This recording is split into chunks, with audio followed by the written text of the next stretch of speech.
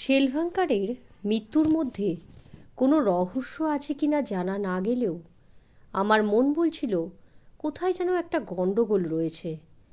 আমার বিশ্বাস ফেলুদারও আমার মতোই মনের অবস্থা, কারণ আগেও দেখেছি যে ওর মনে যখন একটি সন্দেহ জাগে তখন ও চুপচাপ বসে থাকার ফাঁকে ফাঁকে আঙুল মটকায়। এখনও সে আঙুল মটকাচ্ছে। কফি শেষ করে ফেলুদা ধন্যবাদ দিয়ে উঠে পড়ল।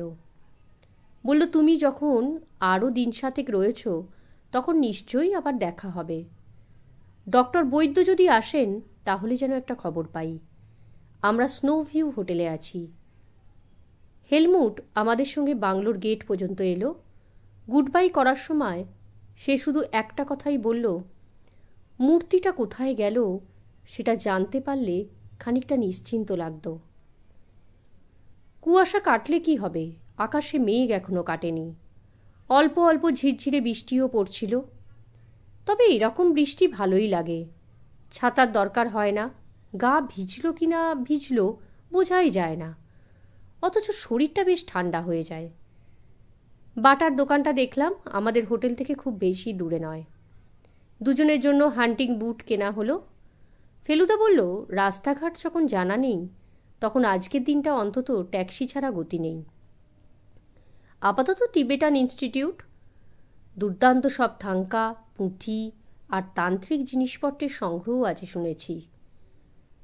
তোমার মনে কি কোনো সন্দেহ হচ্ছে? উত্তর পাবো কি না জানি না, তাও প্রশ্নটা না করে পারলাম না। কিসের সন্দেহ?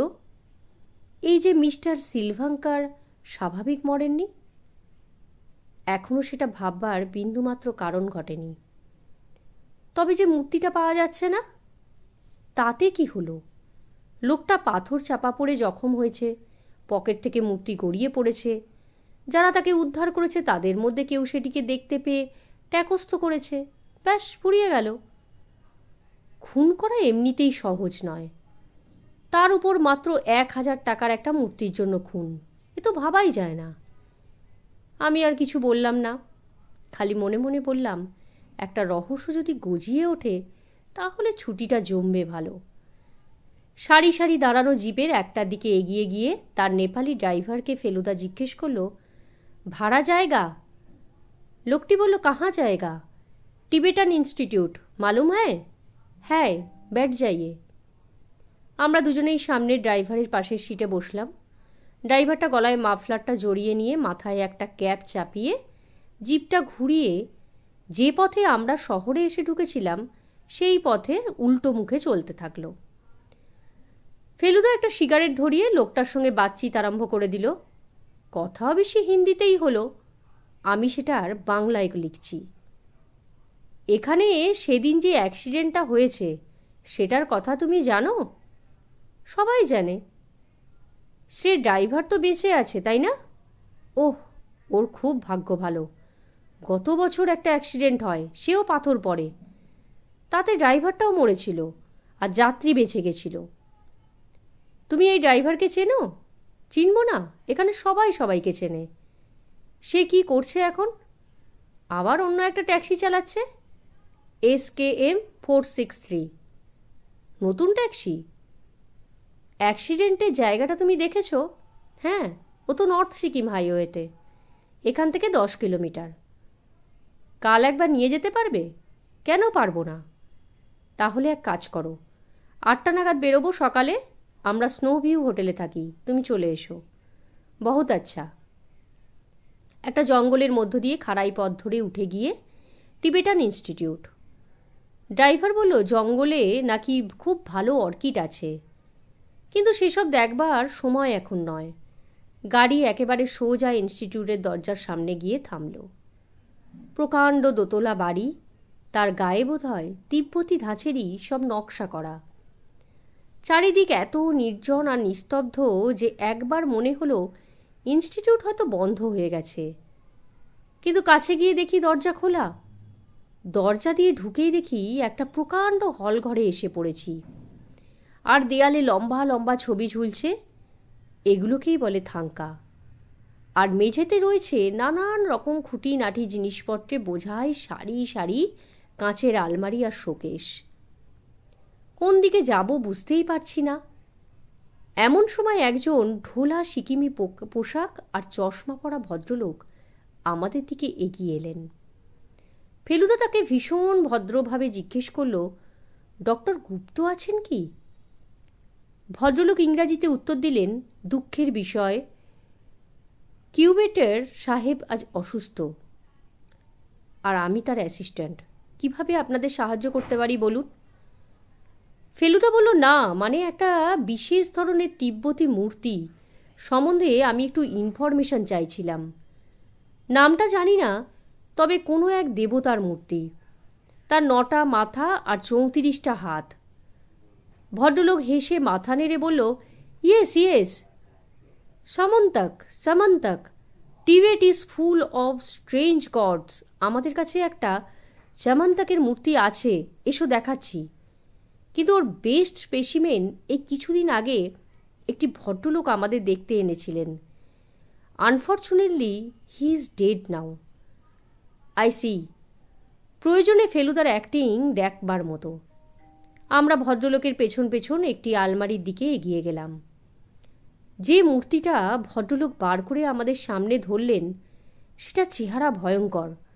9টা মুখের প্রত্যেকটাতেই একটা হিংস্র ভাব, প্রায় রাক্ষসের মতো। এবার ভদ্রলোকও মূর্তিটিকে চিৎ করে দেখালেন তার তলায় একটা ফুটো। এই ফুটোর ভিতরে নাকি মন্ত্র লেখা কাগজ পাকিয়ে ঢুকিয়ে রাখা হয়, আর তাকে বলে নাকি সেক্রেট ইন্টেস্টাইন। মূর্তিটাকে আলমারিতে রেখে ভদ্রলোক বললেন, যিনি মারা গেছেন তার মূর্তিটা ছিল মাত্র 3 ইঞ্চি লম্বা, কিন্তু কি আশ্চর্য সুন্দর কারুকার্য! সোনার মূর্তি, আর তাতে নানা রকম পাথর বসানো। চোখ দুটো ছিল রুবি পাথরের। আমরা এত সুন্দর মূর্তি আগে কোনো দিন দেখিনি। ফেলুদা বলল, কিরকম দাম হতে পারে সে মূর্তির? ভদ্রলোক হেসে বললেন, হি পেড 1000 রুপিস। আমার মতে জলের দরে পেয়েছিলেন। ওর দাম 10,000 টাকা হলেও বেশি হতো না।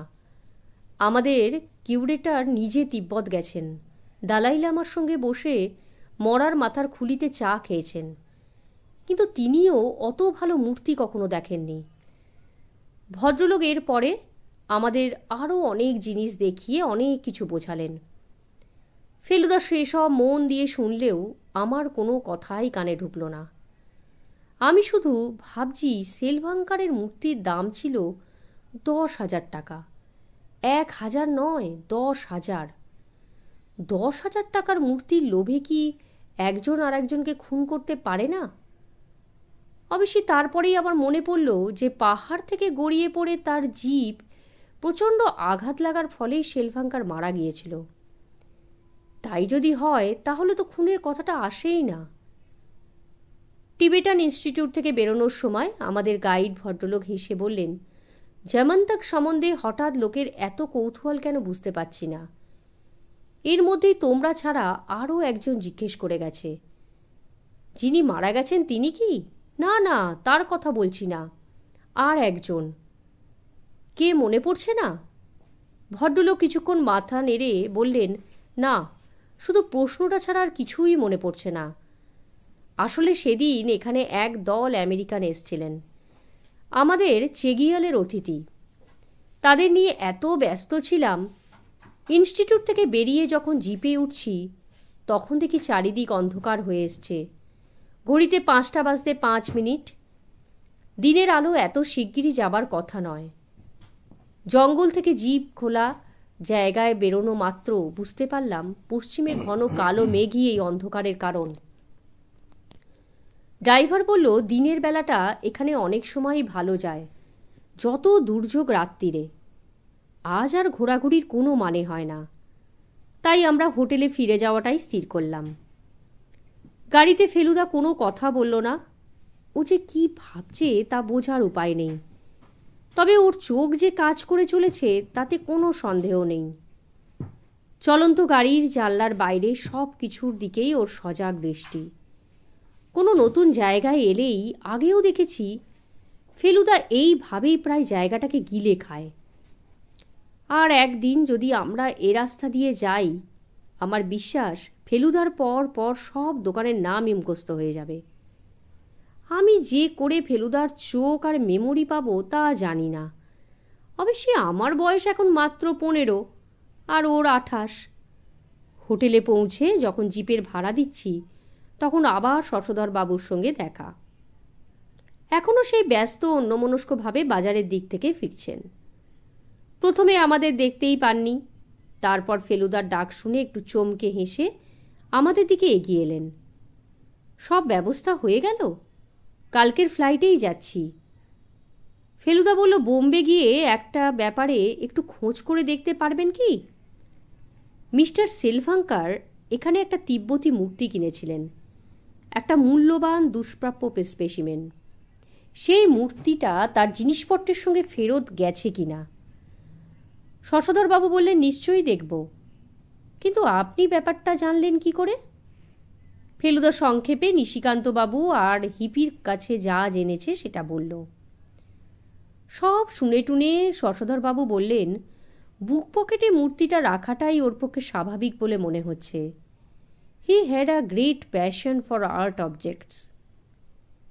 তারপর হঠাৎ মুখের ভাব একদম বদলে ফেলুদার দিকে চেয়ে একটা অবাক হাসি হেসে বললেন, ভালো কথা, আপনি যে ডিটেকটিভ সেটা তো আমাকে বলেননি। আমার তো চক্ষু ছানা বড়া।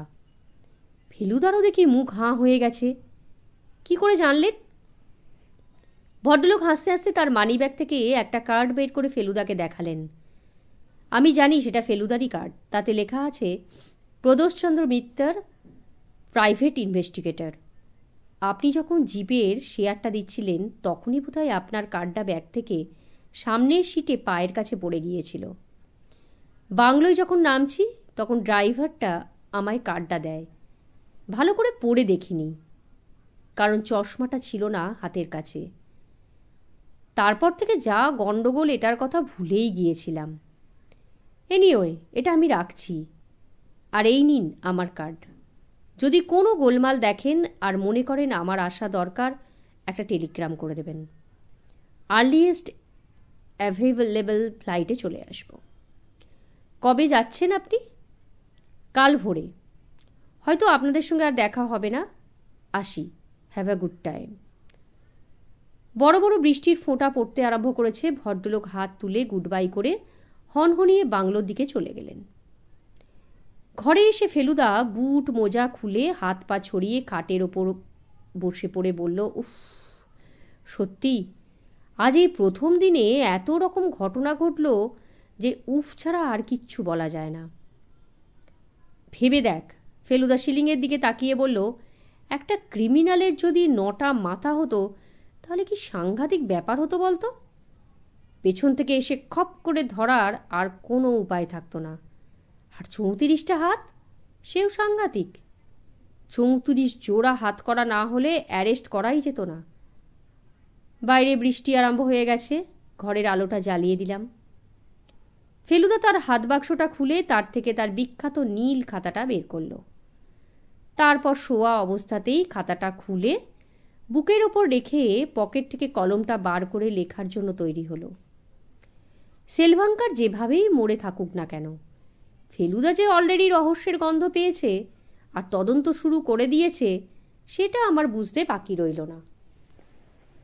বলতো, এখানে এসে এখনো পর্যন্ত কার কার সঙ্গে আলাপ হলো? প্রশ্নটার জন্য মোটেই তৈরি ছিলাম না, তাই প্রথমটা কিরকম হকচকিয়ে গেলাম। ঢোক গিলে বললাম, একেবারে বাগডোগরা থেকে শুরু করতে হবে নাকি? দূর কর্দব। এখন যারা গ্যাংটকে রয়েছে তাদের মধ্যে বল। এক শশধর বাবু, পদবী দত্ত, তোর মুন্ডু, সরি বোস। কেন এসেছেন এখানে? ওই যে বললেন কি সুগন্ধি গাছের ব্যাপার। অত দায়সারাভাবে বললে চলবে না। দাঁড়াও, ভদ্রলোকের পার্টনার মিস্টার সেলভাঙ্কারকে মিট করতে। ওদের একটা কেমিক্যাল কোম্পানি আছে, যার অনেক কাজের মধ্যে একটা কাজ হলো ওকে ওকে নেক্সট হিপি। নাম হেলমেট। মুট, মেট নয়, হেলমুট। হ্যাঁ হ্যাঁ, পদবী উঙ্গার। আসার উদ্দেশ্য প্রফেশনাল ফটোগ্রাফার, সিকিমের ছবি তুলে একটা বই করতে চায়।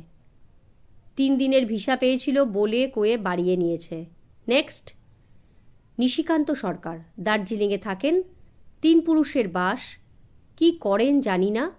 একটি তিব্বতী মূর্তি ছিল, শেলভাঙ্কারকে দরজায় টোকা পড়ল। কামিন। ফেলুদা ভীষণ সাহেবী কায়দায় বলে উঠল। ডিস্টার্ব করছি না তো? নিশিকান্ত সরকারের প্রবেশ, একটা খবর দিতে এলুম। ফেলুদা সোজা হয়ে বসে ভদ্রলোকে খাটের পাশের চেয়ারটা দেখিয়ে দিল। নিশিকান্ত বাবু তার সেই অদ্ভুত হাসি নিয়ে চেয়ারে এসে বসে বললেন, কাল লামা ডান্স হচ্ছে। কোথায়? ফেলুদা জিজ্ঞেস করল। রুমটেক, এখান থেকে মাত্র 10 মাইল। দারুণ ব্যাপার। ভুটান, কালিম্পং থেকে সব লোক আসছে। রুমটেকের যিনি লামা, তার পজিশন খুব হাই, জানেন? বালাই পাঞ্ছেন, তারপরেই ইনি তিব্বতেই থাকেন। ইদানিং এসেছেন, মঠটাও নতুন। একবার দেখে আসবেন নাকি? সকালে হবে না।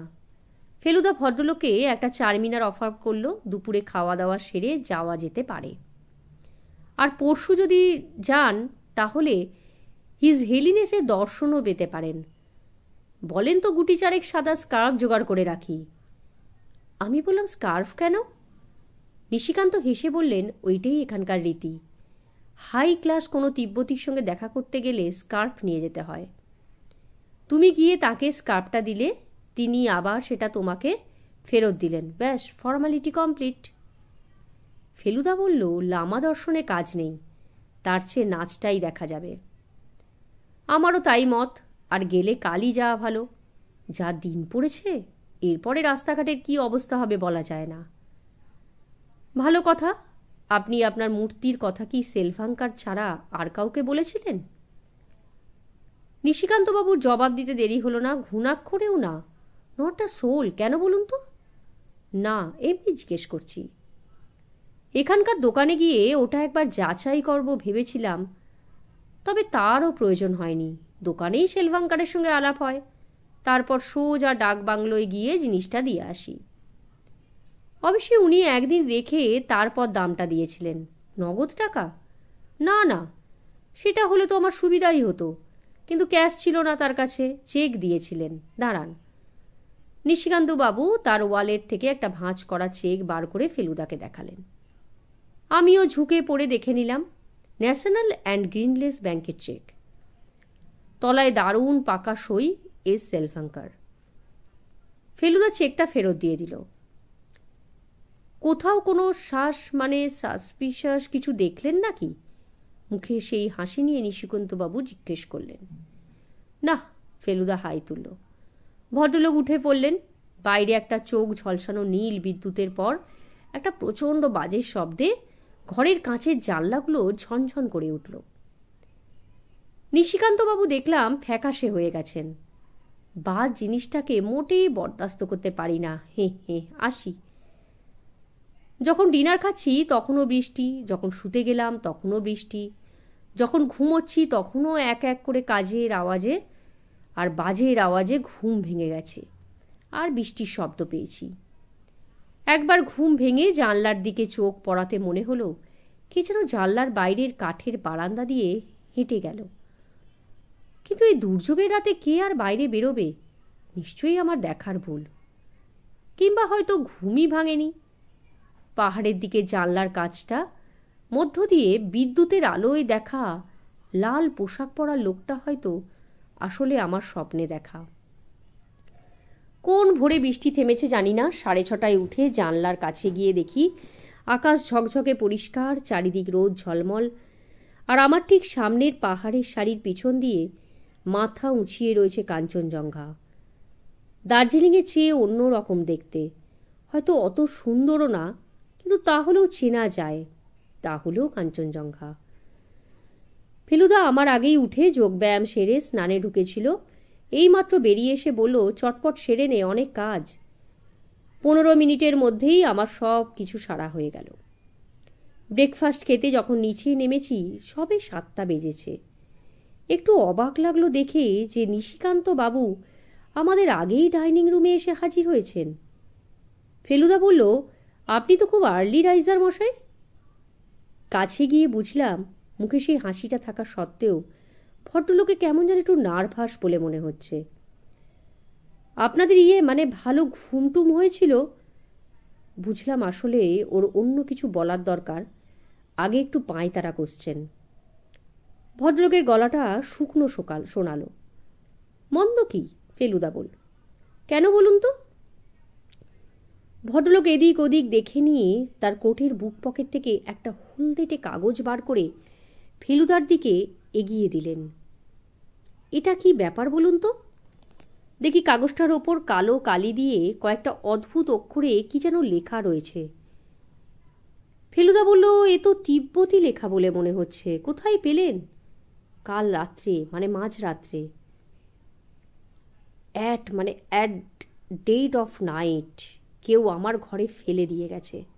বলেন কি? আমার কিন্তু কথাটা শুনেই বুকটা ধড়াস করে উঠেছিল।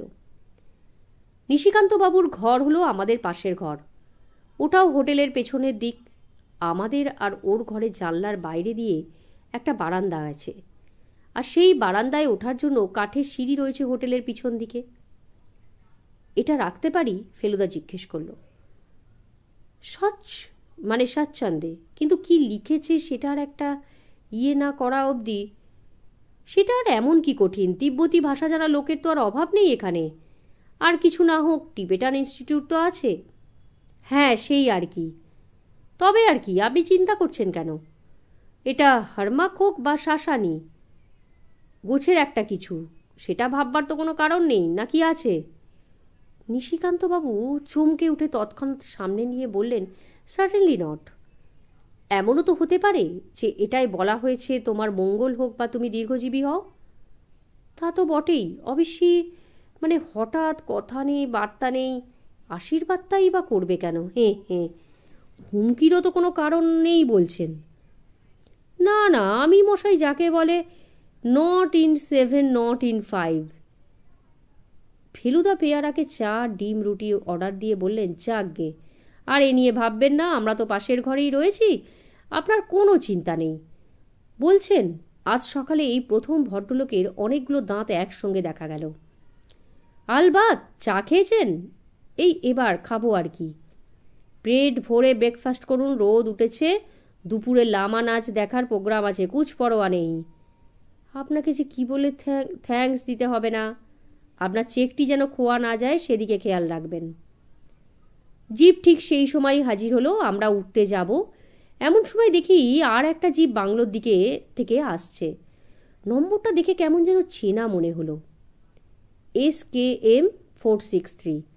ও হো, এই নম্বরের গাড়ি তো সেই নেপালি ড্রাইভার চালাচ্ছে যে অ্যাক্সিডেন্ট থেকে পার হয়েছিল। এবার নীল কোট পরা ড্রাইভারকে দেখতে পেলাম, আর তার পাশেই বসে, ও মা, এ যে শশধরবাবু। ভদ্রলোক আমাদের দেখে গাড়ি থামিয়ে বললেন, আর্মির কাছ থেকে খবরের জন্য ওয়েট করছিল। বৃষ্টির বহর দেখে ভয় হচ্ছিল, রাস্তা বুঝি বন্ধ হয়ে গেছে। হয়নি বুঝি? ফেলুদা জিজ্ঞেস করল। না, অবশ্যই নেহাত বেগতিক দেখলে ঠিক করেছিলাম ভায়া কালিম্পং চলে যাব। ওই ড্রাইভারটি তো সেলভাঙ্কারের গাড়ি চালাচ্ছিল, তাই না? শশধরবাবু হেসে উঠলেন। আপনি তো তদন্ত শুরু করে দিয়েছেন দেখছি। Yes, you are right. আমি ওকে ডেলিভারেটলি বেছে নিয়েছি। প্রথমত গাড়িটা নতুন, দ্বিতীয়ত বাজ, এখনও একই জায়গায় দুবার পড়ে না, জানেন তো। শশধরবাবু দ্বিতীয়বার গুড বাই করে বাজারের রাস্তা দিয়ে নিচের দিকে চলে গেলেন। আমরা আমাদের জিপেই উঠলাম। ড্রাইভারকে বলাই ছিল কোথায় যাব, তাই আর বৃথা বাক্যব্যয় না করে রওনা দিয়ে দিলাম। ডাকবাংলোর কাছাকাছি গিয়ে একবার উপরের দিকে চেয়ে দেখলাম হেলমুটকে দেখা যায় কিনা। কাউকেই দেখতে পেলাম না। কাল কুয়াশায় কিচ্ছু দেখা যাচ্ছিল না, আর আজ আকাশে এক টুকরো মেঘ নেই। বাঁ দিকে শহর থেকে অনেক দূর পর্যন্ত নিচে নেমে গেছে। একটা বাড়ি দেখে স্কুল বলে মনে হলো, কারণ তার সামনেই একটা চারকোনা খোলা জায়গা, আর তার দিকে দুটো খুদে খুদে সাদা গোলপোস্ট। এখনও স্কুলের সময় হয়নি, না হলে ইউনিফর্ম পরা খুদে খুদে ছেলেদেরও দেখা যেত। আরও কিছু দূর গিয়ে একটা চৌমাথা পড়ল। ডান দিকে একটা পান সিগারেটের দোকান, মাঝখানে পুলিশ, বাঁদিকে একটা রাস্তা পিছনের দিকে চলে গেছে। সামনের দিকে রাস্তাটা দুভাগ হয়ে গেছে, একটার মুখে একটা গেট, তাতে লেখা ইন্ডিয়া হাউস।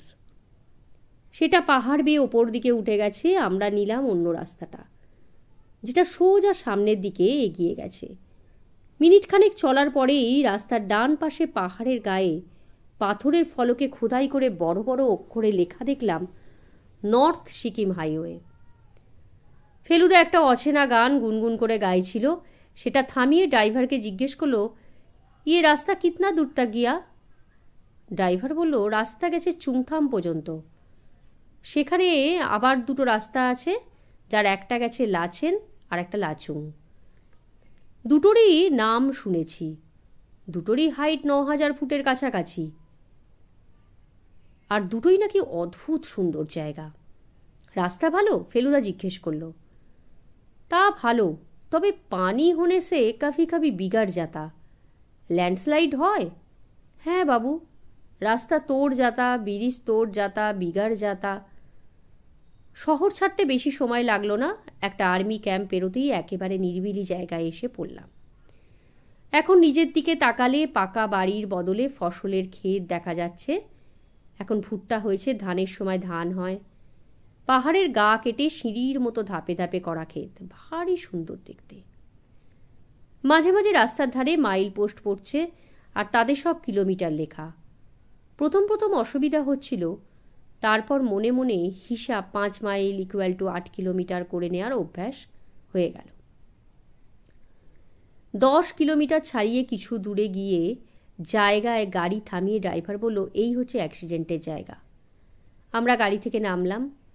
এতক্ষণ গাড়ির শব্দ যেটা বুঝতে পারিনি সেটা এবার বুঝতে পারলাম। জায়গাটা অস্বাভাবিক রকমের নির্জনা নিস্তব্ধ। রাস্তা থেকে অনেকখানি নিচে খাদের মধ্যে দিয়ে নদী বয়ে চলেছে। তার একটা সরসর শব্দ আছে, আর আছে মাঝে মাঝে কি যেন কদ্দূর থেকে ভেসে আসা নাম না জানা পাহাড়ি পাখির শীষ। এছাড়া আর কোনো শব্দ নেই। আমরা যেদিকে যাচ্ছিলাম সেদিকে মুখ করে দাঁড়ালে বাঁ দিক দিয়ে নেমেছে ঢাল, আর ডান দিক দিয়ে পাহাড় খাড়াই উপরে উঠে গেছে। এই পাহাড়ের গা দিয়ে পাথর গড়িয়ে পড়ে অ্যাক্সিডেন্টটা হয়েছিল। সেই পাথরকে ভেঙে টুকরো টুকরো করে এখন রাস্তার ধারে ছড়িয়ে রাখা হয়েছে। সেগুলোকে দেখে আর অ্যাক্সিডেন্টের কথা ভেবে পেটের ভেতরটা কেমন যেন করে উঠল। ফেলুদা প্রথমে চটপট কয়েকটা ছবি তুলে নিল, তারপর রাস্তার বাঁ পাশটায় গিয়ে নিচের দিকে দেখে কয়েকবার খালি হুঁ হুঁ বলল।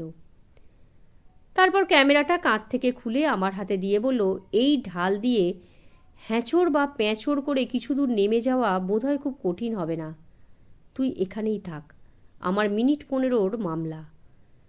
আমি যে উত্তরে কিছু বলবো, ওকে বাধা দেবার কোনো চেষ্টা করব, তার আর সুযোগই হলো না। ও চোখের নিমেষে এবড়ো খেবড়ো পাথর আর গাছগাছরা লতা পাতা খামচাতে খামচাতে তত্তরিয়ে নিচের দিকে নেমে গেল। আমার কাছে কাজটা বেশ দুঃসাহসিক বলে মনে হচ্ছিল, কিন্তু ফেলুদা দেখি তারই মধ্যে শীষ দিয়ে দিয়ে নেমে চলেছে। ক্রমে ফেলুদা শীষ মিলিয়ে গেল। আমি ভরসা করে নিচের দিকে চাইতেই পারছিলাম না, কিন্তু এবার একবার না দেখলেই নয় মনে করে রাস্তার কিনারে গিয়ে মাথাটা বাড়িয়ে দিলাম। যা দেখলাম তাতে বুকটা কেঁপে উঠল। ফেলুদা পুতুল হয়ে গেছে। না জানলে তাকে দেখে চিনতেই পারতাম না। ড্রাইভার বলল, বাবু ঠিক জায়গাতেই পৌঁছেছেন, ওইখানেই গিয়ে পড়েছিল জিপটা। ফেলুদার আন্দাজ অভ্যর্ত। ঠিক 15 মিনিট পরে খচমচ খড়মড় করে শব্দ শুনে আবার এগিয়ে গিয়ে দেখি ফেলুদা যেভাবে নেমেছিল সেইভাবেই আবার এটা ওটা খামচে ধরে উঠে আসছে। হাতটা বাড়িয়ে একটা হ্যাঁচকা টান মেরে তাকে রাস্তায় তুলেই জিজ্ঞেস করলাম, কি পেলে? গাড়ির কিছু ভাঙা পার্টস, নাট বোল্ট, কিছু ভাঙা কাঁচ, একটা তেলছিটে ন্যাংরা, নো জমন্তক। মূর্তিটা যে পাবে না সেটা আমারও মনে হয়েছিল। আর কিচ্ছু না। ফেলুদা তার প্যান্ট আর কোটটা ঝেড়ে নিয়ে পকেট থেকে একটা ছোট্ট জিনিস বার করে আমাকে দেখালো। সেটার কিছুই নয়, একটা ঝিনুকের কিংবা প্লাস্টিকে তৈরি সাদা বোতাম, মনে হয় শার্টের। আমাকে দেখিয়েই বোতামটা আবার পকেটে রেখে ফেলুদা উল্টো দিকে খাড়াই পাহাড়ের দিকে এগিয়ে গেল। পাথর পাথর পাথর আপন মনে বিড়বিড় করে চলেছে সে। তারপর গলা ছড়িয়ে বলল, আর একটু তেনজিঙি না করালে চলছে না। এবার আর ফেলুদাকে একা ছাড়লাম না, কারণ খাড়াই খুব বেশি না, আর মাঝে মাঝে এমন একটা জায়গা আছে যেখানে ইচ্ছে করলে একটু জিরিয়ে নেওয়া যায়। ফেলুদা আগেই বলে নিয়েছিল, তুই আগে ওর, তোর পেছনে আমি। তার মনে হচ্ছে আমি যদি পাহড়কে পড়ি তাহলে ও আমাকে ধরবে। খানিক দূরে ওঠার পরে ফেলুদা হঠাৎ পিছন থেকে বলল, থাম। একটা খোলা সমতল জায়গায় এসে পড়েছি। সোজা হয়ে উঠে দাঁড়িয়ে হাত পা ঝেড়ে চারিদিকটা একবার দেখলাম। ফেলুদা আবার গুনগুন করে গান ধরেছে আর দৃষ্টি মাটির দিকে রেখে পায়চারি করছে। শব্দটা এলো প্রায় মিনিট খানেক পায়চারির পর। ফ্ল্যাট জায়গাটা যেখানে ঢালু হয়ে নিচে নেমেছে তারই একটা অংশের দিকে ফেলুদা এক দৃষ্টে চেয়ে রয়েছে। আশেপাশে ঘাস থাকলেও এই জায়গাটা ন্যাড়া, মাটি আর দু একটা নুড়ি পাথর ছাড়া আর কিছুই নেই। এখান থেকেই পাথর বাবাজি গড়িয়েছেন। লক্ষ্য করে দেখ, এইখান থেকে শুরু করে ঢাল বেয়ে গাছপালা ভেঙে চলেছে নিচ অবধি। ও ঝোপঝাড়টা দেখ, ওই ফানের গোছাটা দেখ কিভাবে থেঁতলেছে। ওগুলো সব পরিষ্কার ইন্ডিকেশন। আমি বললাম, কত বড় পাথর বলে মনে হচ্ছে? ফেলুদা বলল, নিচে তো টুকরোগুলো দেখলি, কত বড় আর হবে।